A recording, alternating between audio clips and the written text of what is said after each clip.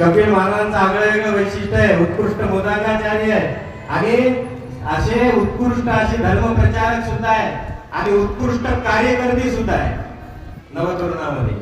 आणि या कमी वयामध्ये त्यांनी बऱ्याचशा परमार्थ साध्य केला.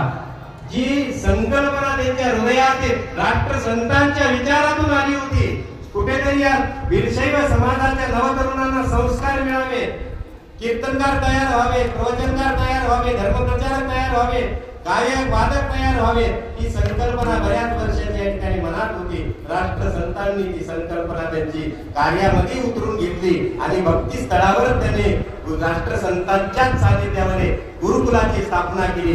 हजारो विद्यार्थी त्या ठिकाणी ऍडमिशन घेत आहेत. आपले विद्यार्थी पाठवा आणि संस्कारित संतांच्या सद्गुरूच्या सानिध्यात त्यांच्या दरबारात असे ज्ञानवंत गुणवंत मंडळीच्या प्रशिक्षणाने आपले विद्यार्थी घडवा. त्या ठिकाणी पाठवण्यात गेलं असं उत्कृष्ट काम करणारे आमचे कपिल महाराज भारती एकदा जोरदार त्यांच्या नावाने. आणि त्यानंतर आमचा भार ज्याने सांभाळला